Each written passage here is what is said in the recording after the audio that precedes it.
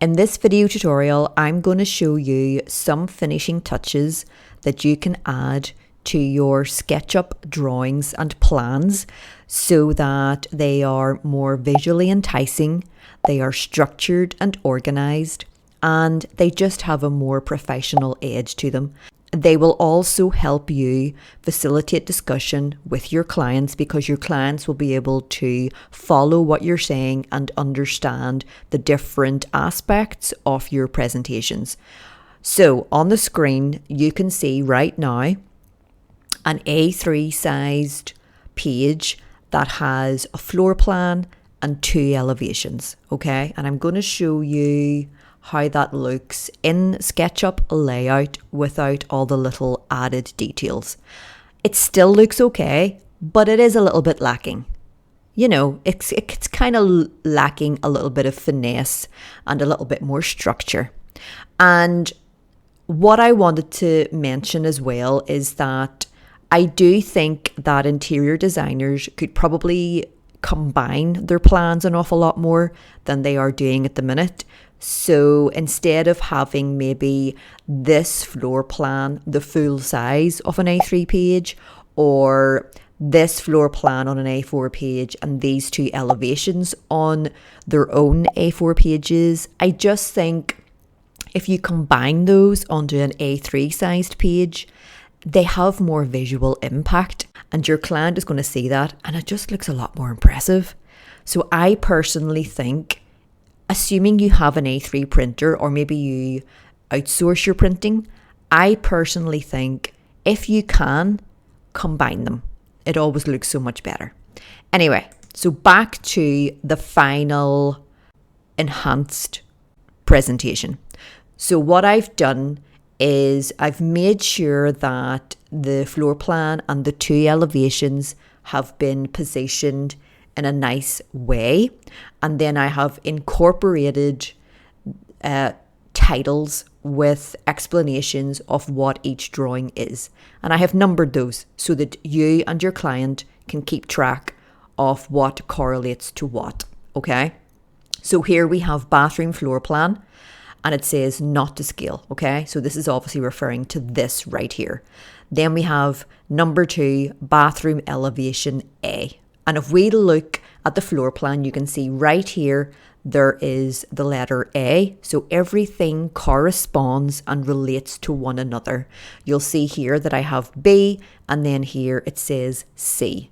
Okay, and then over here we have number 3, bathroom elevation C. And we can see that it relates to this elevation right here. Then what I've done is created something called a clipping mask, okay? So this right here is a clipping mask. And what that does is contains a select part of an image within a certain boundary. In this instance, it's a circular shape. So that image or that floor plan has been increased in size and it's kind of drawing your attention to a certain aspect of that image. And in this instance, it's the tiled seating area.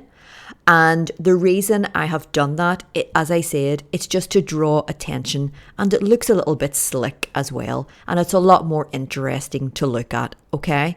And that's a clipping mask. I have included a nice little arrow and I've added a little bit of color to that so that you're helping the client understand from which area you are trying to draw their attention. So you can clearly see it's from this area here on the floor plan. And I have added the dimension here of the depth of the seating area. And it is literally an exact copy of this floor plan, but I have increased its size so that you are drawing attention to that. I have also created a really nice title block.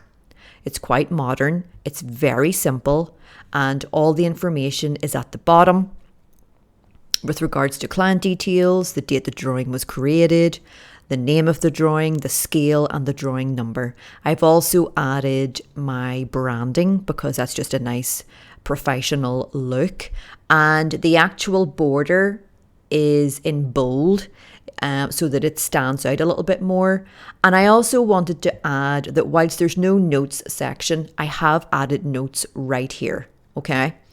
And I think it's really important that I draw to your attention that when you are creating presentations, whether that's in Photoshop, Canva, or using LayOut to combine floor plans and elevations, you should incorporate a hierarchy when it comes to font size, font style, and things like that. For example, italics, bold. So you can see right here that bathroom floor plan has the largest font size, and that's really important because you want to make sure that those subtitles stand out, because you don't want to have the font size the same for everything, because then everything kind of has the same order of priority, if you like, and they're going to start competing against each other. So you want to make sure that it's very obvious what areas stand out more than other areas, so that your client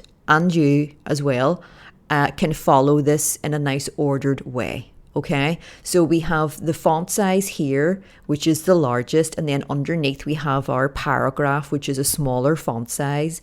Then we have a smaller font size again for A, B, and C. But if we zoom into that, you can see that there is a little bit of a bold circle around there, so that you're helping those stand out a little bit more. And then you can see that the tiled seating font is a little bit bigger than the notes, because we want to make sure that the client can see that and that that explanation is clear. And then in terms of the elevations, there are some little explanations with text labels, and that font, if I remember correctly, it might be a little larger than the notes. I would need to double check that. It's either the same or a little bit larger. And you can also see that the dimensions are quite tight to the geometry. I don't have very large gaps where you're dragging the dimensions out. And that's very intentional. I want to keep everything very minimal, very clean. And there's no decimal points. Everything is rounded up to 1 millimeter. And I have removed anything with regards to the units of measurement being mentioned. So you can't see millimeters beside any of the dimensions. I think it's quite obvious that it's millimeters, but obviously if you wanted to, you could mention that on the presentation. So everything is very clean and crisp, and obviously you can clarify things with the notes here. And lastly, I just wanted to say, with regards to overall visual balance and structure, this side here and this side here are kind of like the same distance from each side of the border. I think it's really important that when you are ready to start putting in the little finishing touches, that you take a look at the floor plan or whatever other drawings you have, and just take a step back and make sure that everything is looking balanced and has a nice flow to it. And obviously, as you're going along and you're adding your subtitles and clipping masks and paragraphs, you can obviously nudge things and adjust things so that by the time you're finished, it still has that balance and structure to it. I mean, for example, you can see right here with the notes area, this paragraph, I actually have it sitting more or less aligned with this part of the floor plan, and it stays nicely in here so that it's all nicely contained, and it's actually acting in harmony with everything around it. Okay, so these are things that as you gain confidence and you practice using SketchUp and LayOut, you will be able to do without even thinking about it.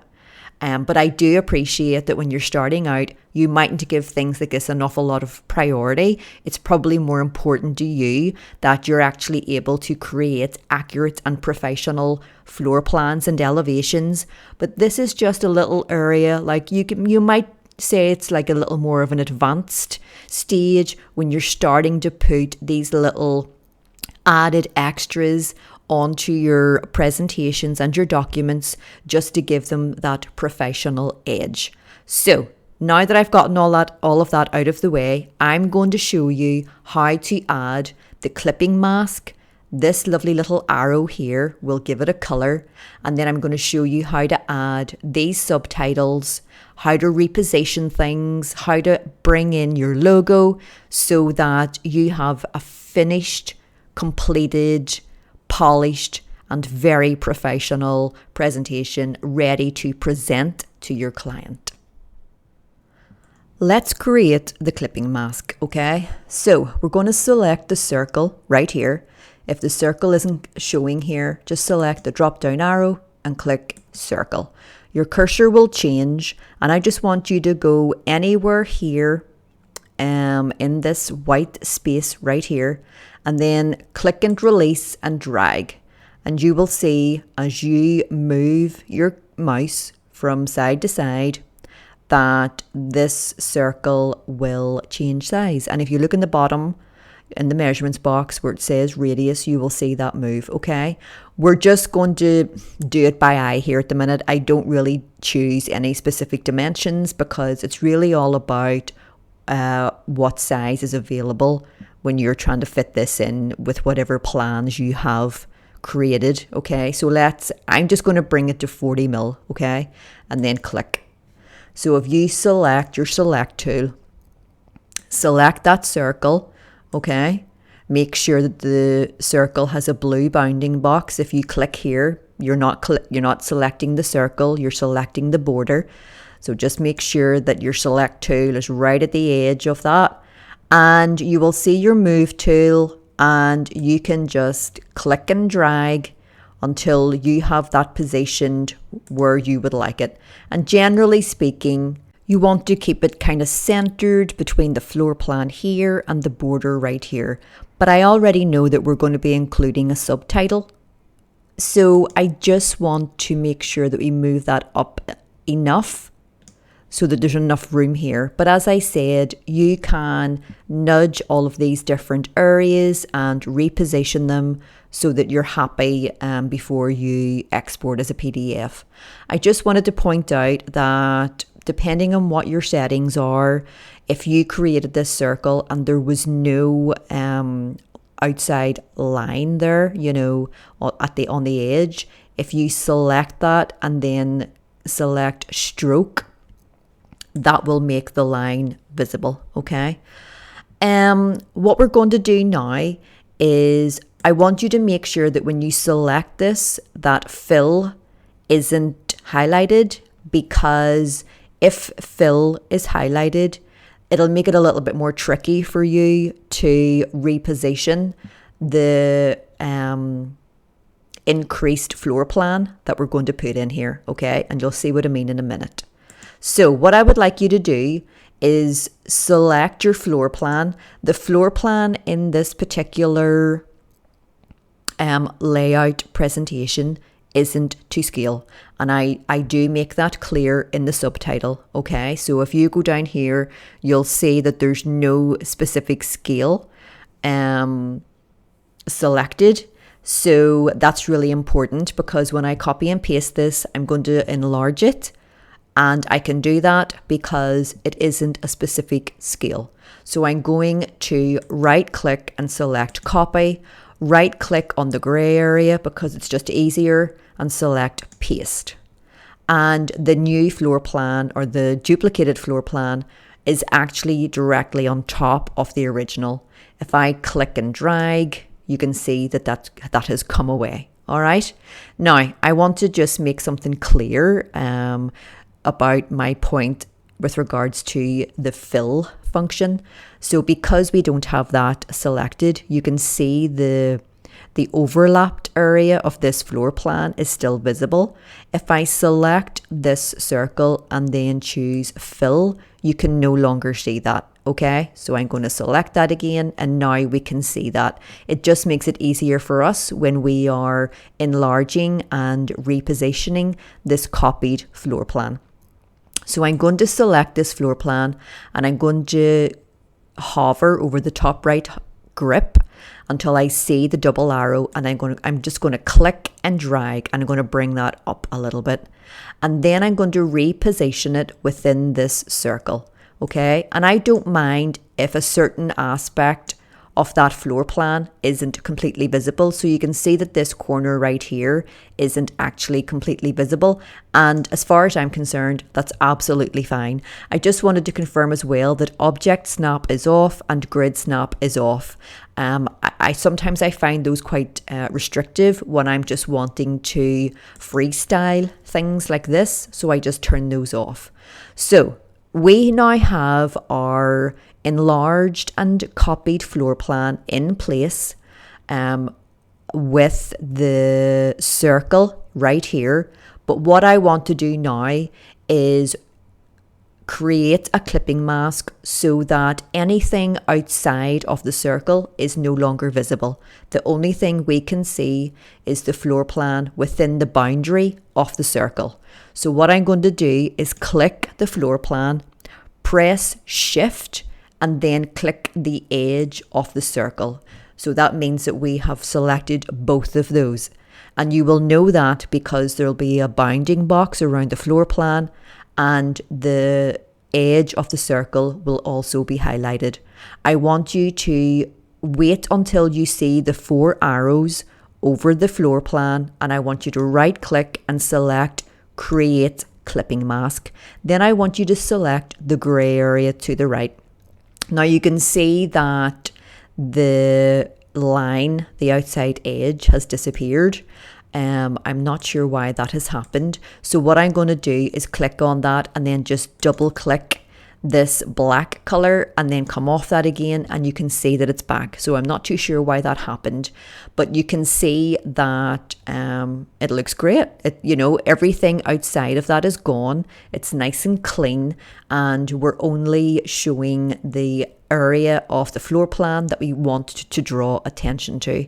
And to be honest, we could probably make that a little bit bigger. If you wanted to edit the clipping mask, you just double click and select the floor plan, and you can just continue to amend that and reposition it within that circle, and then click in the grey area off that, and there you go. We have been able to readjust that. Now you will notice in my example that I have a dashed outline here, which just helps to draw more attention to it again, and I'm going to do that in this example as well. So I'm going to select that, and then I'm going to go to dashes, click the drop down arrow, and just select this dash right here. So it's the third one down, and then click on the grey area, and that's how easy it is. So if I look at the original, I've made mine a little smaller. That's okay. It's generally in the same area, which is fine. And what I'm going to do now is create this lovely little arrow, which helps your client see exactly where this tiled area is coming from. Okay. If we go to the scrapbooks window and then select the drop down arrow and select arrows, which will give you more options, and then go to crazy. I know that sounds crazy, but these little guys is what I use. I think it's this one right here. So I'm going to click that and then drag my mouse, and you will see that if you click anywhere, it still has that symbol attached to your cursor. Just press escape on your keyboard and that will disappear. Okay. Now what we're going to do is just select that, and then we're going to hover over the little circle right here, and you will see that your cursor changes to 2 arrows in a circular shape. And then we're just going to click and rotate that around, because I just want to change the direction of that so that the tail here of the arrow is at the section in the floor plan that I'm highlighting. I'm just going to move that like so, and then click off it. And that's basically how easy it is. Then what I'm going to do is I'm just going to reposition that a little bit more actually, and just rotate it around a little bit more. Let's just move that up. Okay, that's a little bit better. So make sure you select the arrow. I'm honestly not sure why pink is showing up here. I have no idea. But if you see where fill is, you can see that there's a black fill color because it's already black. And if I select that and then choose something else in the image tab, you'll see that the arrow will change color. And I have basically just used like a dark pink color. So I'm just going to use this to choose that. I mean, you can see what the color is right here. So if I click on the gray area, you can see what that color is. I don't know, is it anywhere? Well, it's kind of close. It needs to be a little bit more pink. So let's see. I'm going to use the wheel this time to do this. How's that? That's not great. I'm just going to adjust it via here. Okay, that's better. Okay. So, you know, you can just play around a little until you get the color that you want. That is how you create a clipping mask. That is how you add that lovely little crazy arrow. And we're done. So next up is the subtitle. Okay. And we're using things that have already been provided by default in LayOut. Okay. So let's scroll down to the scrapbooks tray again, and let's choose the drop down arrow, and I think it's TB plain. I think, yeah, it is. It's this right here. This is the one I use for the subtitles. So I'm going to click that and then drag that up and then just click again. You will see that it's still connected to the cursor. That's fine. Just press escape. And what we're going to do now is modify this for our own purposes. So let's just zoom in to get a better look at this. So what I'm going to do is remove the A, the 1, and shorten this line so that it comes to here. And then I'm going to put my own text in there, okay? This is just the easier way to do it. What SketchUp has done is it has created these different elements and then grouped them together. If you wanted to explode this entire element or drawing reference, you would right click and then select on group. And if you click off that and then click on it again, all those individual elements are right there. Okay, so if we just click and drag that, you can see that that font just comes away. So I'm just going to delete that. And then what I'm going to do is bring this down so that it meets the edge of that circle. And in order to do that precisely, I need my object snap on. So I'm going to select that line. I'm going to hover over that edge. And once those two arrows appear, I'm going to click, and you will feel that snapping onto that edge of that circle. And you mightn't be able to see it, but there is actually a green circle right there letting you know that you are at that inference point, and then release. Click the gray area and you can see that it has been shortened, okay? So what I'm going to do next is select the text tool. I'm going to click in that circle and I'm going to type 1, okay? Now, that's clearly not the correct size.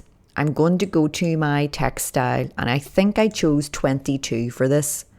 And I'm going to just move it in the center, and you can see that it's actually going to the left. If I move that in, does that, yeah, that helps. Okay, so I'm just going to try to center that and zoom to page. How are we looking? That's not looking too bad. And what I'm going to do now is group all of this again, because I'm going to move it around a little. And I'm just going to click and drag until all of the blue bounding areas are highlighted. Release, and then right click and make group. Okay, so if I move this around, all of it moves around, which is just more efficient. So I'm going to type here, what did I type there? Bathroom floor plan. Okay. So I'm going to type in here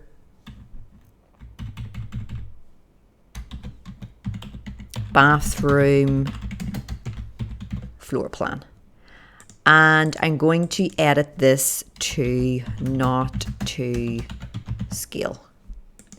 All right. How did I, oh, it was all lower. Well, it doesn't matter. What I did do for here, actually for the circle, was that I did add color. just to help it stand out a little bit. So if we double click, because we've made it into a group, so if I want to edit this, I have to double click, and I'm going to go up to my colors, and fill is already selected, but I did create a custom color and it's right here. And if I select that, you can see that that is now filled with that color.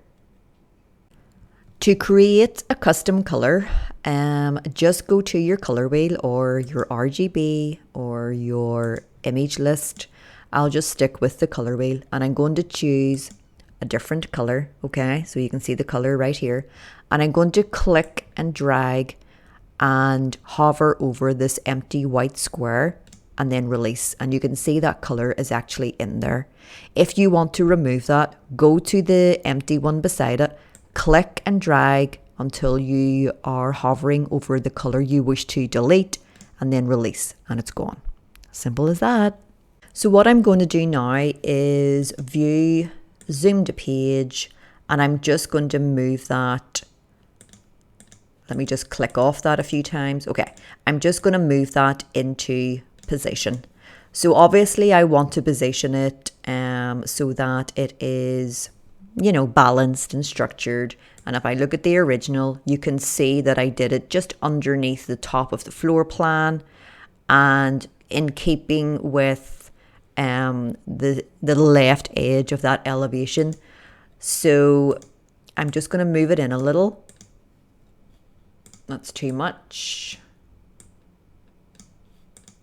Okay, that looks good. And you just copy and paste and edit the text accordingly for the second and third subtitles, okay? In order to create the A, B, and C to denote the elevations, you go to your scrapbook tray, and I think it was this little guy right here that I used. So you just click and drag, and there it is. And press escape so that it isn't attached to your cursor. And you replace what's in here with A, B, or C for the appropriate elevation. Now, in saying that, I did adjust the boldness of, or the weight of the circle, because I felt that was just too dark, okay? And then just change the text, double click, because it's a group, and if necessary, change the positioning so that it is centered. Let's take off the snap on that. If you're struggling to get control, zoom in more. That zooming in always helps more in SketchUp, okay?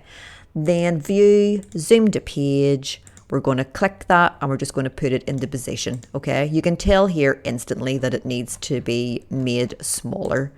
So if you're going to resize it, hover over the corner grip, and you need to click and then press shift so that it retains its proportions, okay? And just reposition that, and there we go. You will see this little red arrow. That's SketchUp layout telling you that it's a little bit tight and that you need to make your text box larger, but this has absolutely no bearing on the PDF. When you export it, you will not see the red arrow. So I would just leave it, okay? And then what did I do after that? I brought in my logo. That's what I did. Okay. So I created this template specifically with this little area right here blank, so that I could always include a logo. And the quickest way to import your logo is to find it on your computer. So this is mine right here, and then click and drag. And there it is. And just as before, make sure that when you are about to resize it, because it's obviously too big, click, press shift so that it retains its aspect ratio. And there we go. And I obviously need to make it this smaller again. And let's just zoom in so that we can get a really good look at this. How's that? That looks good. It could probably be a little bit smaller. What did I do in the original? Yeah, it was a little bit smaller. So let's just fix that again. There we go. And let's just make sure that it's nice and balanced there. Yeah, that looks good. You could probably move down a little. Let's just move it down a little. Great, that looks fantastic. And then what I did last was I entered the paragraph and the tiled seating. Now, what size was that? 12. And what size was that? 10. What I'm going to do very quickly is just put all of this in place, and I'm not going to talk you through it because it's all the same actions. So these are just a few little finishing touches to add a little bit of finesse to your final presentations of floor plans and elevations, and to give you a little more of a professional edge. And I hope you found this useful.